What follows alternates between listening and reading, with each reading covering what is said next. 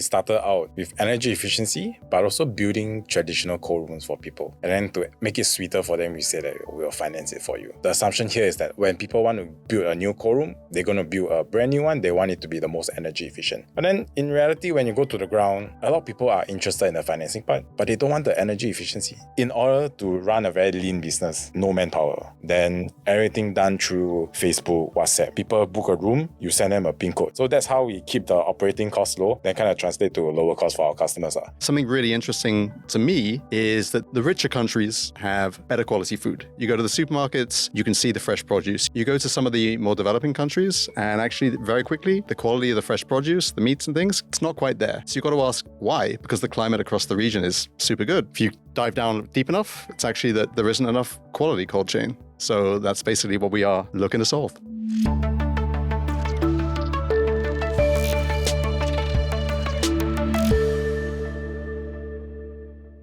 Welcome to the Financial Coconuts podcast. Welcome to the business show. I am your co-host, Judson. Hey, aren't you the host now? No, I mean, you have been opening the past many episodes. No. You know, I am your co-host, Reggie, aka your Chief Financial Coconut. So today, in this episode, we are going a bit technical. I think it's very technical. Very technical. It's a business that we've not talked about, and I don't think people think of starting this thing at random. Like nobody wakes up thinking, "Oh, I'm gonna do this." So today is very interesting kind of industry that we want to talk about. And so today we have Jonathan and Joe. Please introduce yourselves. Hi, everybody.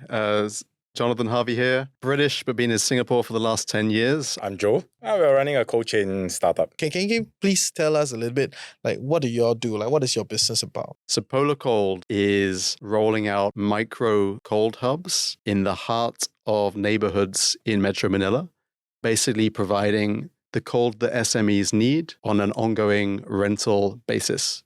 So people and businesses can basically keep the goods that they need at the temperature they need it without having the high upfront cost of having to invest in cold rooms themselves. So people are renting fridge from you lah.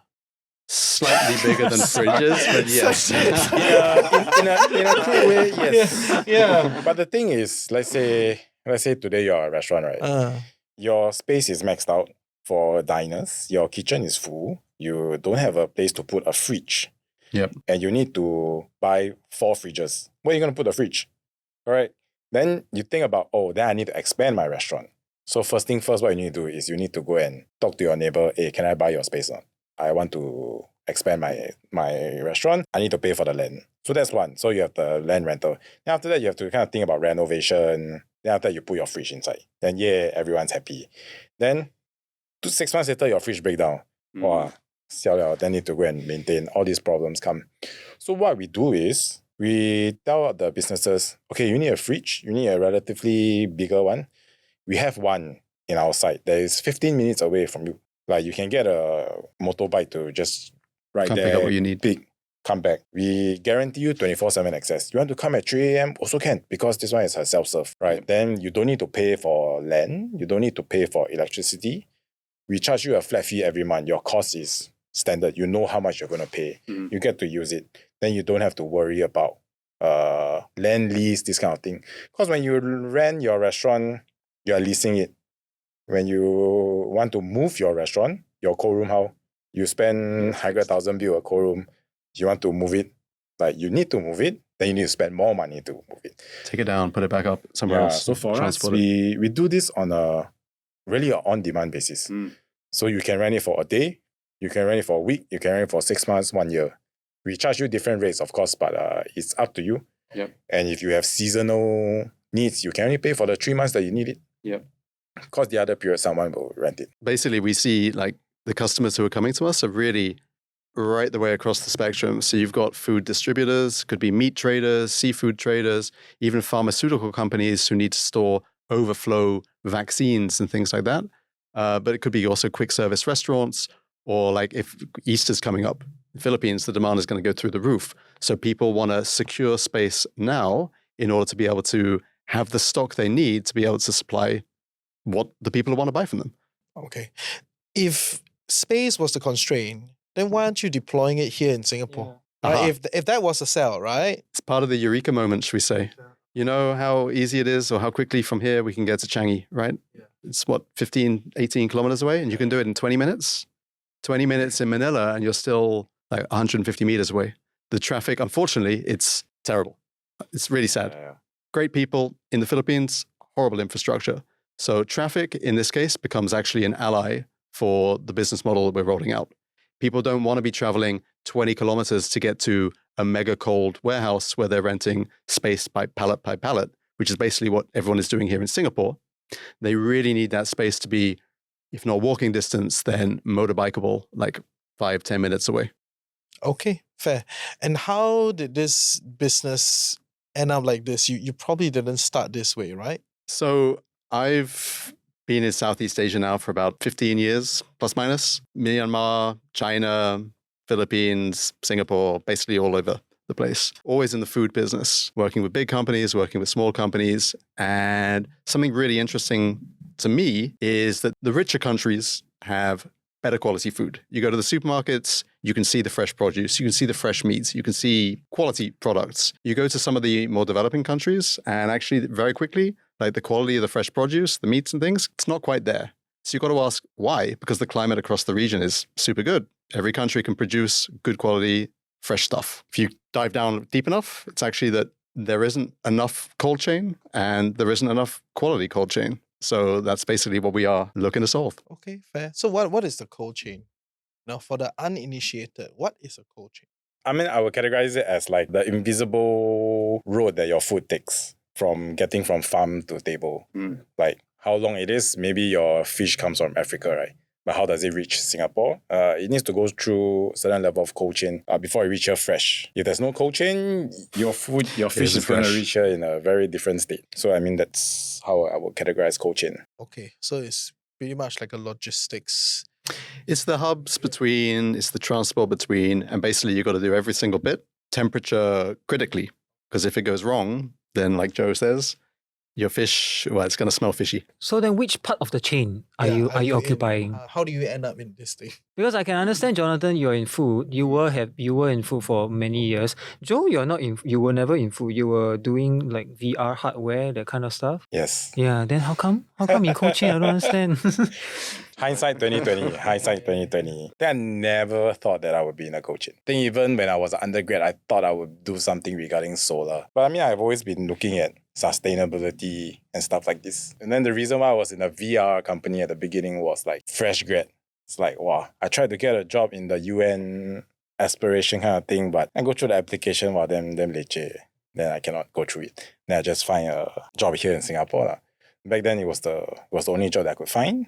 So I took it. I was there for about 2 years. It's a good thing that we got a successful exit to kind of Facebook back then. So VR was a big thing. So after that, I went on to kind of dip my toes in other stuff. So actually, Meta also bought Oculus. Then after Oculus became part of the Meta family. Then we were also acquired by part of the Meta family. Then after that, I went to, because got a lot of money, right? Like you're 25 years old, you get a 6-figure Wait, you built exit. that or it's RSU? So I was early employee. Okay. So I was like the second employee. Oh, back then. shit.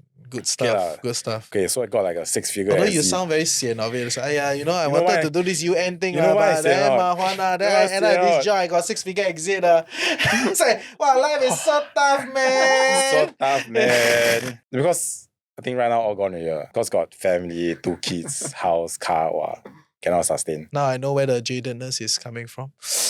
But that aside, how did you end up with this? Yeah, I think partially I was bootstrapping my own startup for like 1.5 years. So that's where the money came. I was putting into it. I was like doing agriculture stuff along the way. So I was like building automations for a cricket farm here in Singapore actually. Yeah, then after that, the reality hits. Like farmers cannot pay for anything. So the idea like went away. But I guess the agriculture space here in Singapore is pretty small, right? Because it's a small place. Most of the food is imported, as we all know. So the people who are like looking at it and based here, it's quite a small community. I happen to be looking at growing things indoors, so like vertical farming, growing fish indoors, random stuff, basically food security for Singapore. So we met at a few of the different startup events here over the years. It's a very but never small necessarily circle. thought that we would be working together at that time. The day that he or his HR reached out to speak to me, right? I just stopped working on some AI smartphone thing for like a week. I shut down that for like a week, stopped working on that. Then the HR called like, we have an opportunity for you at another startup. You want to try or not? Then I was like, okay, 1 week rest enough. I was like, okay, shall try, go speak to him and then see whether it works. Timing is everything. Yeah, timing is So everything. at that point in time when he called you, you were already fixated on this whole cold room thing already. Exactly. So basically, I got kind of headhunted by a venture builder here in Singapore. It's a French energy company, basically to look at sustainability and energy efficiency linked with refrigeration, basically keeping things cold. Now, my background, I've always been happy to live out of a suitcase, travel around, see, figure things out. That's basically what I do. But when it comes to anything technical, not so good. I'd been looking at the space along with these smart French energy people and the team there, basically realized very quickly that we needed someone with the technical ability basically to figure things out from that side. Everything in life is about timing, serendipity, and things like that. I actually contacted or received 1,000 CVs for technical co-founder for this startup, the creme de la creme or the cream of the crop. Mr. Joe. Why did you choose to work with him? I'm asking because I think for a lot of startups, the early days of choosing that first few people is extremely important, right? Like depending on who you end up together with, it's gonna, set a lot of what's gonna happen to come, right? So like, how did you guys? So there's a couple of things there. So this isn't actually my first startup. My first startup was a few years back.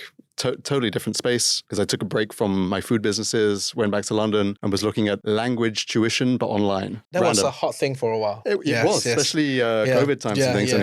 It's, and then like the whole Duolingo thing and everything. Exactly, yes. My co-founder, one of my best friends in the UK, basically is kind of my twin in skill sets and things like this. Everything that I was doing, he was looking at me and basically clapping me on the back saying, awesome job. Everything he was doing, clapping him on the back saying, awesome job. And basically we were focusing on maybe 10, 20% of what a business needed. Everything else was on fire, but you don't see it because you are mirrored in what you're doing. So coming into Polar Cold, very much coming from that thing, from that mindset, I realized very quickly that you want someone who actually complements what you can bring. As I say, not technical at all, but I would hope pretty good on other things. So you need a technical person who basically fills that gap. I mean, I agree. This is also not my first startup. I tried to start a few. I went through like entrepreneur first. You like matchmake with a lot of founders. You try to get things work. Learn a lot from there. So actually the first day when I came to interview with John, right? After all the technical hoorah, everything, sat down with John. The first thing I asked him, do you think founders should take salary? Then he's like, yeah, I think founders should take salary. I was like, okay, check.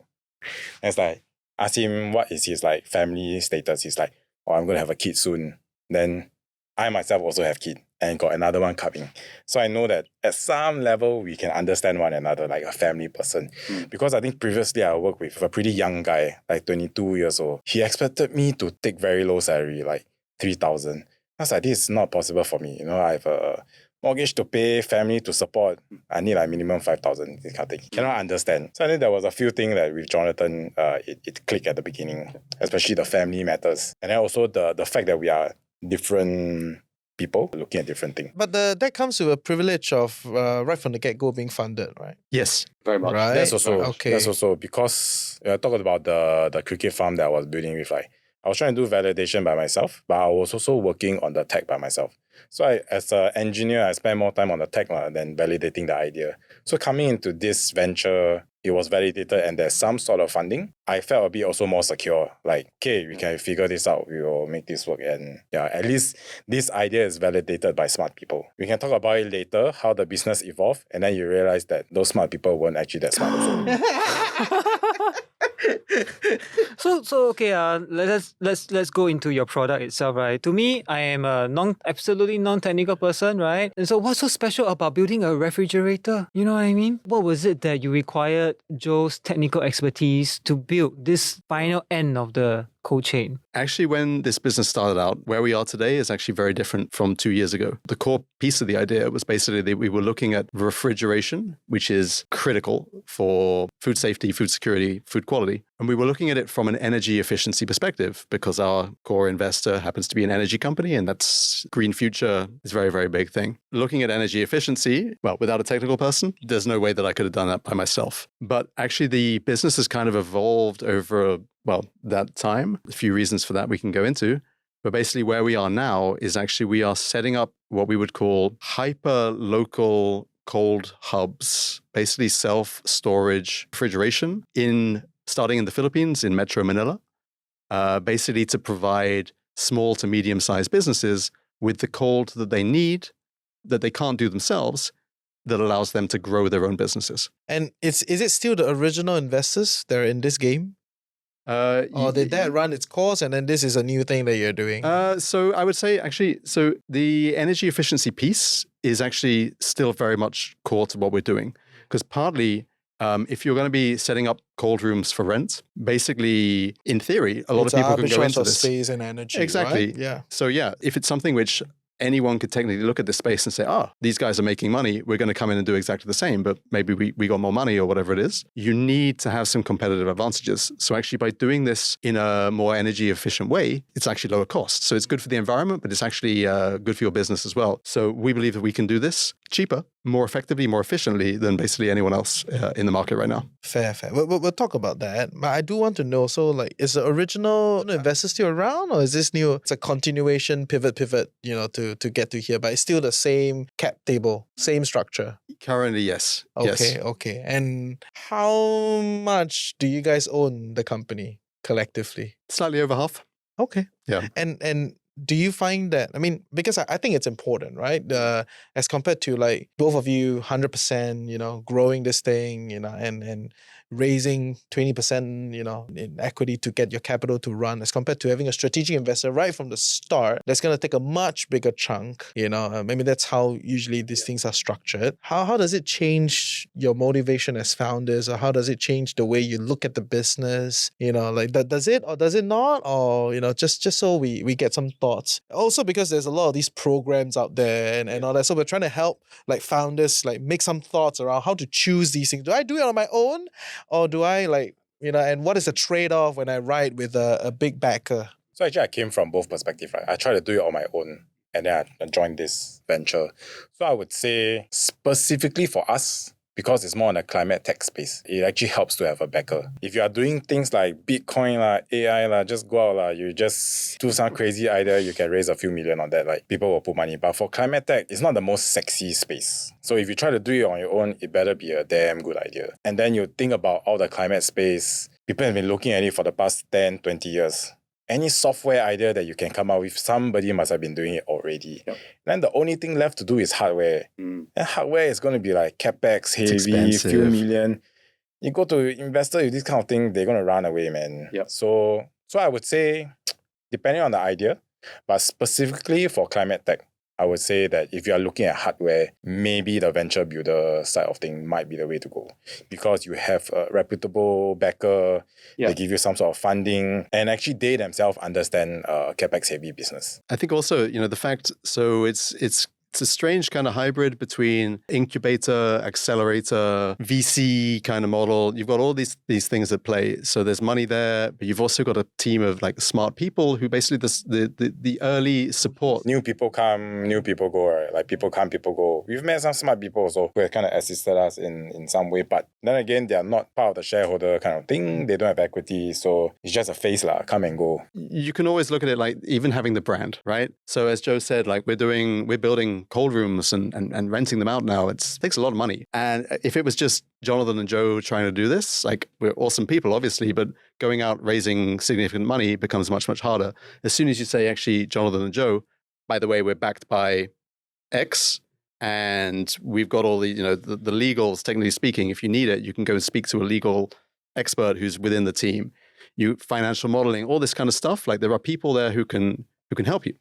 So it gives a lot of security actually you're not kind of alone, right? It means that, with AI, you can do a lot more than you used to be able to. When we started this, actually AI wasn't a thing.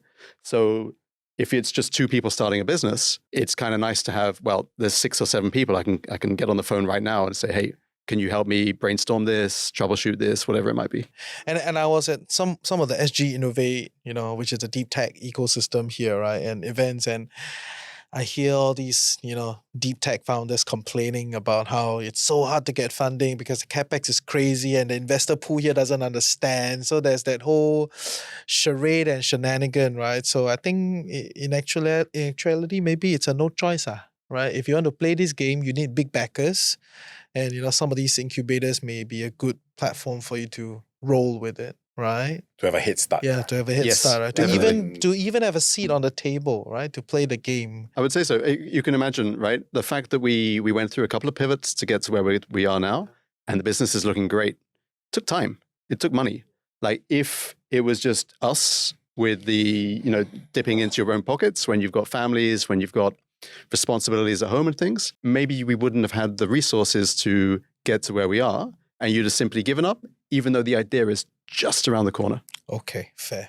So how did the idea get to this corner? And why Philippines? Yeah. I think that's part of the discussion Yeah. also, like why? Fun fact, Philippines electricity is actually more expensive than Singapore. Based on that alone, if we started out as an energy efficiency company, where do we want to go? We want to go into the country that has the most bang for the buck, right? It's like per kilowatt hour save, the Philippines going to give you more dollar than in Singapore. Our backer company, the parent company, also had a very big presence in the Philippines.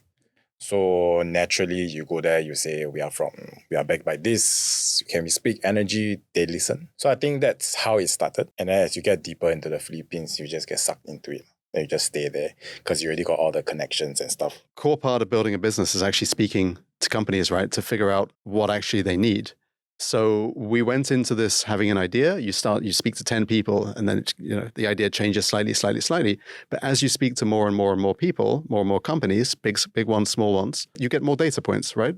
So we started off pushing this energy efficiency solutions. It's pretty exciting what we've done because we managed, with the technology that Joe has managed to bring together, to reduce energy consumption in these cold rooms by up to 40%, which is it's huge. It's great.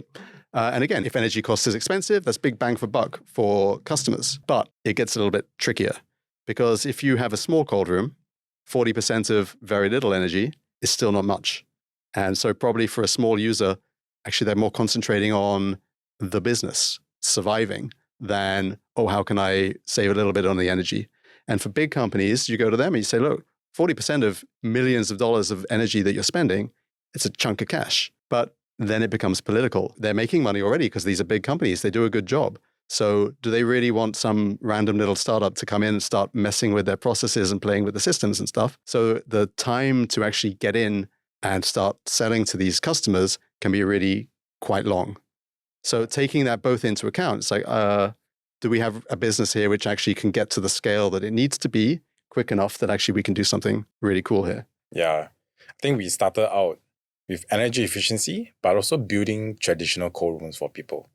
And then to make it sweeter for them, we said that we'll finance it for you, right? So you pay us back on a monthly basis. So that was the initial idea that was coming out. The assumption here is that when people want to build a new cold room, they're going to build a brand new one. They want it to be the most energy efficient. But then in reality, when you go to the ground, a lot of people are interested in the financing part, but they don't want the energy efficiency. Everybody is just like, okay, I don't mind paying 50,000 for this cold room, but your 75 per month, can I live without it? 2 years, we were doing this, we only sold about 5 cold rooms. Then you do the maths, it's like, wow, it's going to take 1,000 years. The numbers just don't make sense. Like, then, we have the people that's going to kind of say, this business model doesn't make sense. Then we need to kind of change. Then I think when we pivoted to these micro cold hubs, even before the box land, we managed to sell out already. Like, people were willing to pay for space to rent for 6 months before the product is on the ground. They like, I need it badly. When it's available, I want to use it straight away. We were launching like maybe just 2 rooms, but people were willing to pay. And then we tried to launch another site, which was going to a longer period. People were also willing to pay. Then like right now where we stand, all the cold rooms that we deploy are like 100% booked. That was kind of A light bulb moment, right? light bulb moment. Like, if you're going to work so hard to try to convince people to build cold rooms, they take 1 year to make a decision. Why not go to this that is faster, more scalable, bigger impact, because now you are talking to like the small restaurants that need space, things like that. So we saw how the market respond, and that's how we kind of pivoted and went all into this. Before you entered Philippines, then how were rooms being operated in Manila? Yeah. Why is there a space for you guys? Yeah, why is that? essentially, Other than right? traffic, right? Because Yeah. then the bigger companies running cold rooms would have solved it. What? If you think about it, similar to any country of the world, basically the big companies, they have great cold. If you are doing a mega site, you're going to spend $10, $15 million or something in a cold facility, you're going to do it as well there as you would here, because otherwise that's a big hole in the ground that you've just built. Middle-sized companies, they probably have the resources, they probably are scaling and basically can invest in cold. The problem really happens or starts in a country like the Philippines when you come down to the SME users. So why? What are the options that they basically have? If you're in the food business, you probably need to be storing your food correctly, right? Otherwise, it's food safety and all these things. So they've got two options. You can either store goods in these mega sites, renting pallet by pallet. But if your business is in the center of Manila and these mega sites are located far away, that's time. That's cash money, it's logistics cost, it's all these things, and it's a lot of traffic. But the next thing is basically like you're a small user and you're renting space in a big place. They don't really want to be dealing with you. They want to be dealing with the big FMCG companies or something who are going to take up 100 pallet positions, 200 pallet positions. So you get squeezed. Pricing is not designed for small businesses. And the final thing is access. In the Philippines, you've got truck bans to certain hours of the day. And not even that, it can Truck take bans, there's a curfew. Like only trucks can come into the city in certain times. Yeah, you don't see those like 20-footer in the city. Yeah. So if they drive through the city, they get fined. Yeah. And you can only drive, like, believe it, damn weird hours, like, Yes. Nighttime, basically. yeah, like 5 to 10 a.m. Basically and when then everyone 5 to else is 10 sleeping PM. or something, right? Yeah, Okay, something along okay. those lines. So it just doesn't fit renting as a small guy to rent space in the big places doesn't work. So the flip side is, okay, I build my cold room. Let's say $20,000, $30,000, $50,000, whatever it might be. SMEs don't have that kind of money. Takes up space. SMEs don't have space. And the final thing actually is these are technical assets. They can go wrong. They do go wrong. And if they do, then actually it's an existential risk for the goods that you're storing. So taking these into account, actually to be able to offload the hassle, have the cold space that you need basically within that 10, 15 minutes away, and simply pay a flat fee, it can be quite game-changing. Is it really just centralizing fridges in the center of the city? You got Joe to do the technical side of things, right? Yes. So what's so technical about it? Imagine a big fridge. If one big fridge goes wrong, it's a pain. If you're managing 1,000 big fridges, how do you know which one, where? How do you make sure that they're all giving out the right cold if you're setting up this massive rental business? So this is really where the tech comes in. So one, by having like a more energy efficient way of doing cold, decentralized at scale, basically you're making the systems themselves more efficient, they last longer, and they don't break down as much. That's one. The second, though, is you need to be tracking these units. You need data. So you need the sensors, you need the dashboard, you need the data analysis basically to help you pinpoint any kind of problems way in advance of them actually becoming a problem, so that otherwise your customers are going to suffer at the end of the day. That is where Joe's wizardry comes in. Would you say the big boys actually also have the tech stacks, just that it's gate kept? You'd be surprised. So actually, we visited big cold rooms in the Philippines.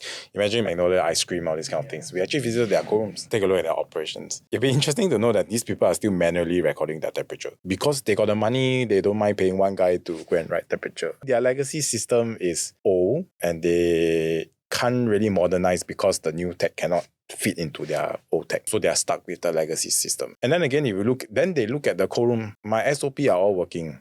I don't need to modernize. It's okay. We keep status quo. And then you go a little bit deeper, it's like political, right? There's like 7 people that you need to convince to implement one solution.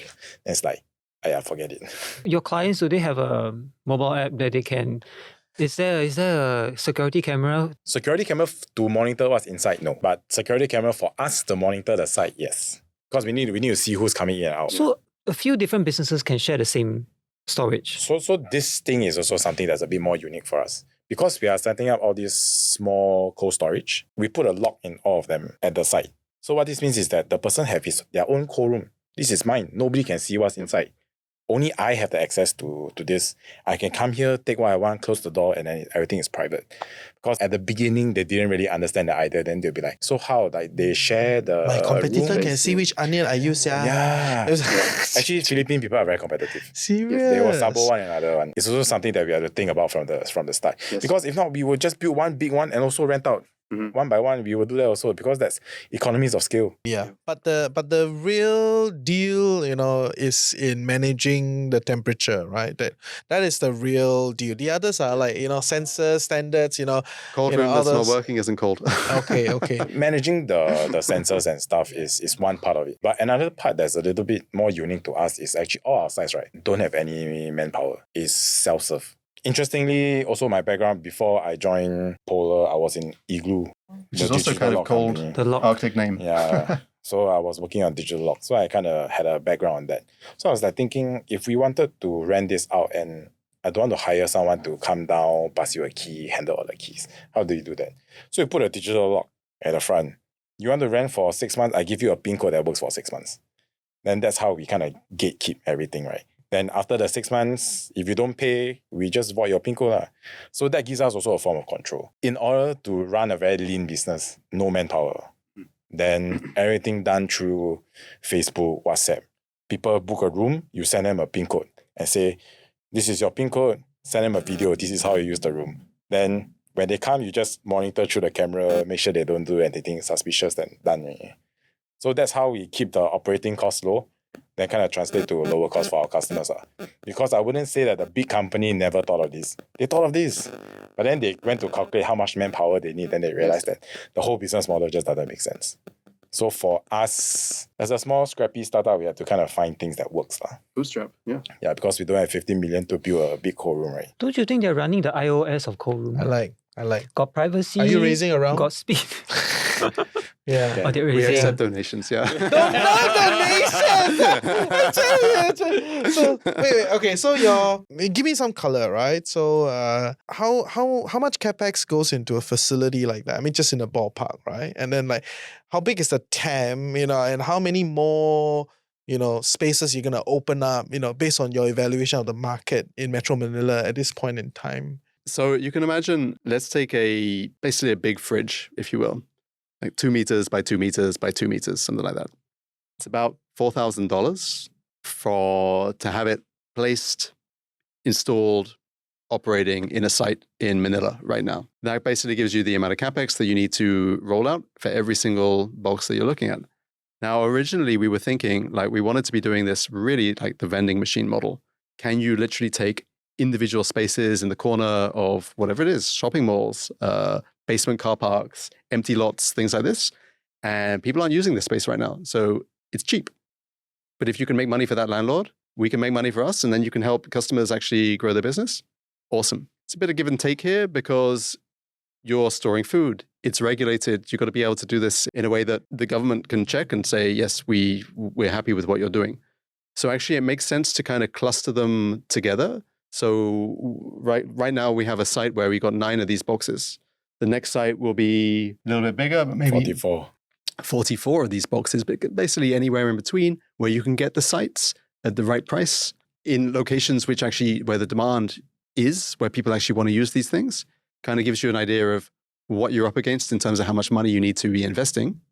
And then you need to calculate backwards and see at what price you need to rent it out to people. Because again, you're renting the land, you've got to pay the energy for them, the maintenance, it's all done as hands-free as possible, but still that tech stack, there are costs around, right? Mm-hmm. How many boxes have you deployed? Right now, we're at the beginning of this journey. 18. Yeah, around there. 18, about 18. But you've already secured your next site, and before you deploy, it's already sold out. So the next site is Your 44 box the site, 44 right? one is actually 5 times bigger than our second site. Mm. And the funny thing is the rental price is 4 times cheaper. Maybe not that funny. Like at a certain scale, there's some sort of Yeah, I think Right, so. yeah. I think so as well. You also simply get better at what you're doing, right? So at the beginning, rent a site. Like, how many boxes can I put in here? It's all you're learning as you're doing, right? So now that we've got some sites running, you actually see how the people are using it. You see what the energy cost actually is, how the energy efficiency stuff is working, all these things. So it feeds, you iterate, you get better at what you're doing. The next site you're looking for, okay, that's the location. That's how much we can afford to pay for it. Finding the right landlord who understands what you're doing, all of this stuff comes together. And your cold rooms, you got them from China. You have a dedicated manufacturer to work with you. Yeah. So actually we flew to China. So actually that was a pivotal point also. Because we were building traditional cold rooms, right? Our initial supplier was in the Philippines. Then we were working through them. Then we tried to bid for a lot of the projects. Then the feedback was like, you guys are too expensive. Because you know why? If the Philippine supplier of our supplier was to bid, he would bid at his base price. He will give us his base price and say that, okay, this is my price to build this. Then we go to the guy and say, our price needs to be the base price plus 20% because we also need to make margin. Then finally, we are too expensive, right? So then after that, it's like, damn it, must go China, must source. Then we go China. We wanted to look at all these cold room supplier and stuff. Then when we go, then we started seeing all these containers, small boxes. Then it's like, wow, damn interesting. All this. Then the capex not expensive. And then because we were lazy people, we didn't want to install stuff. If you install a cold room in the Philippines, first thing first, you need to get the things to the site. Then you need to find people to install. Then these people can be good or bad, lazy or think they come late and things like that. That's another problem. Yeah.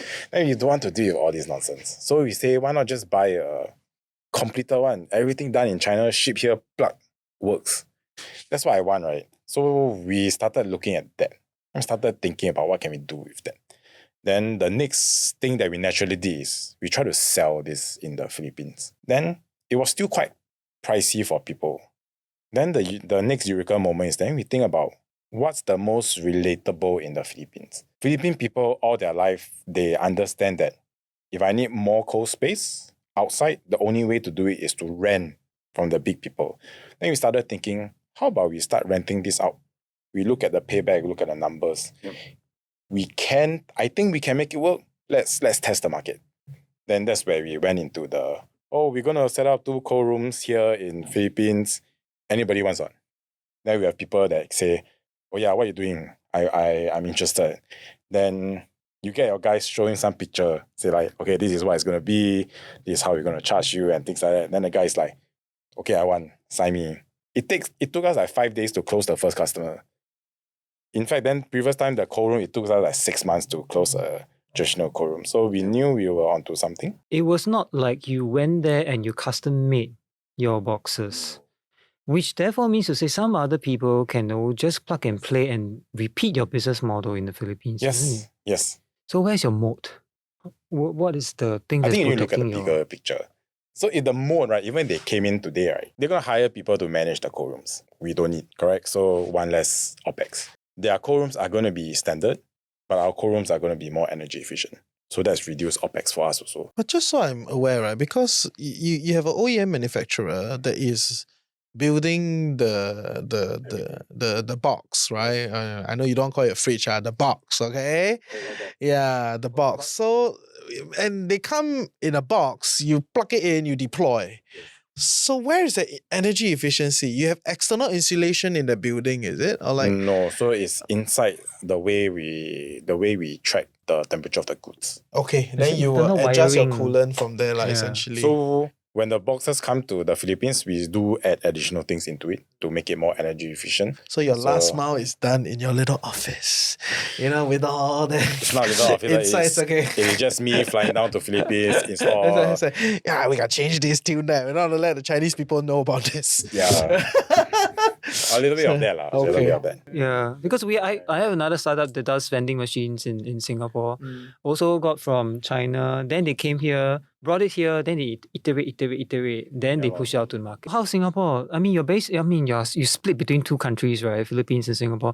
So then is Singapore you're not based in the Philippines? No, they fly there. Because our families are here. Yeah. How do you We operate spend a that? lot of time in airports, sitting in tiny seats of the cheap budget airlines and things. And then in the traffic between those airports, it's every 2 weeks, every 2.5 weeks.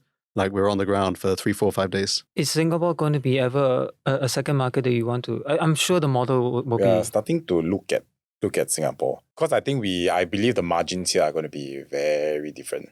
So I think the next step logically is for us to test here. We want to see how much people are willing to pay first. Then we can kind of figure out what we want to do. I mean, just like maybe 3 days ago, someone submitted a form on our website to say like, hey, I need a cold storage for 1 month for Sentosa Grill Fest. That was what I was thinking. No, when you were saying that whole bit, I was like, Pasar Malam, Geylang Bazaar. Yes. You know, like those type of stuff, right?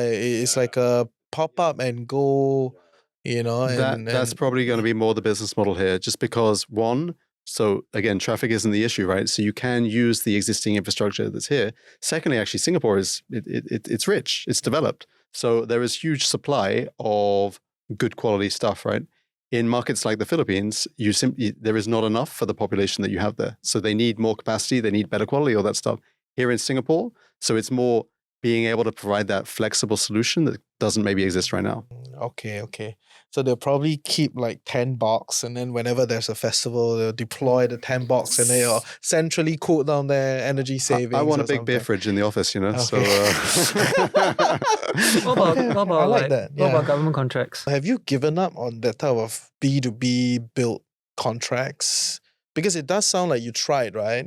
And then now somehow you're in this like B2C. it's so quite like, hilarious. You know, we pour the blood, sweat, and tears into everything. And only last week we did actually sell like a traditional cold room project. I think we started that conversation 10 months ago. And, you know, you're chasing, right? And the guy, I know. do you need the cold room now? Do you want to sign the You've contract? sent Like, 100 pitch okay. out. You forgot that you've sent this thing out. You know. And then one day they came back. They're like, guys, I'm ready to go. Where do I sign? Then I'm like, It's like, we totally brother, changed we model already already. changed this whole thing. Then you look at the margins, then you're like, Yes, is it sir. worth it or not? Then sometimes you're just like, okay lah, let's just do it lah. Yeah. Also, you know, we've done all this BD. You speak to all of these different businesses, big ones, small ones, and you never know actually. When some of them, first of all, you're building the brand in the meantime, people keep coming back and say, oh, I see you're doing new stuff. Huh? Oh, we didn't know you before. You didn't have the track record, but now actually you're developing. Like some of the customers that you have, we know them. We spoke to them. They say you're a legit company. So now we can talk. Now we can do business. And even people who we built traditional cold rooms before, now they're coming to us and saying, hey, we need to expand, but can we do it in this modular way? Can you rent us some more boxes so that we can actually test the market for new things, right? So it can be synergistic. So it's funny. It's like you pivoted and now you're focused on something, but because you spend time learning how to do something in the first place, actually it can complement each other. I think back to your question about whether we'll do it in Singapore, I think we will lah. But it's just how are we going to do it? Because I think John and I are going to be based here for the foreseeable future. Families are here. I think we'll move. And then in order to satisfy some of the investors, we should do something here. If not, they will always ask like, why are you not in the Philippines? You should plug your whole family and go live in the Philippines because that's where your business That's the is. grind, right? I'm going to give you $1 million. I expect you to move there. Then you're like, sure. Yeah. The Philippines is such a great place to live. What happened to the Mary Grace thing that you said you will bring me when you see me next time, which is now? Philippines is a great place. Manila is a great place to live because it has Mary Grace. What is Mary Mary Grace- Grace? That's You don't know? amazing. Have you not been? Okay, never mind. I have been to Mary the- Grace, if you actually want to come into Singapore, please find Hello. us. Although I don't know what are you, when you but hello. launch, yeah, if you want to come to the Jollibee route also can. Ah, Mary okay. Grace is It's competitor of Jollibee. it's an American style family bakery Pastry, restaurant pastry. that sells the best brownies and fruit cakes. Okay. They got these things like ensaimadas, they're called. I I still tell don't know you, exactly what it is. I It's tell delicious. you, last time in the Singapore Tourism Board, right, when I was working there, every time we fly there to Philippines for activation, the entire team will just one whole stack. Serious. Very serious. Next You time you go looking for a Philippines? distributor? Yeah, I can front load the capex for you, right? You look at the Jollibee queue when it first came to Lucky Plaza, I will do it. Okay, but anyway, besides the point, you know, okay. On the point on government contracts in Singapore. Never say die. So, to be honest, we lost the project for Pasir Panjang Wholesale Centre. They were going to rebuild all the cold rooms at Pasir Panjang Wholesale Centre. Big opportunity. Yeah. But we also know Lim Chu Kang is coming up. All the farmer stuff is coming out. Farming confirm need cold chain one to some degree. So I think that's the next hotspot. You know what, as well, though?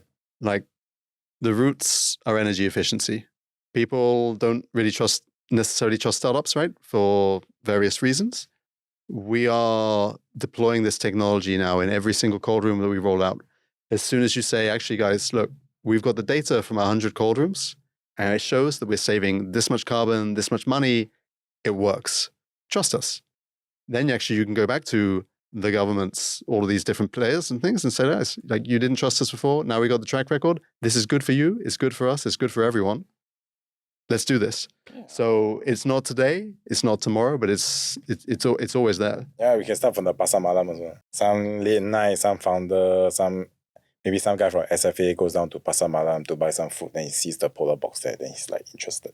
Bro, you need Geylang Bazaar. It's coming out We already. should come Coming out already. in famous Coming time. already. Yeah. Call the bazaar guys. Halal certified is all. Yeah. Because it's brand new, man. Yeah.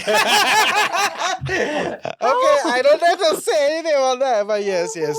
Thank you, guys. I thought that was a pretty interesting one. You know, it's not every day you see founders that try, you know, and try to figure this out and make it work, right? Many people have given up after they have families and all that. I mean, you guys probably go around the incubator, accelerator circuit, right? You've seen so many people that say, I'm going to take a job because I need to get a house, kids are coming and all that. So kudos to you guys. And structurally, actually, your probability of success keeps going up, as you age out, because you have more connections, you know how things work, you meet more people, you have a better read of the market. It's just that life catches you up. So glad you guys are doing it. Hope that we continue to develop infrastructure to support more entrepreneurs, to increase the probability of success.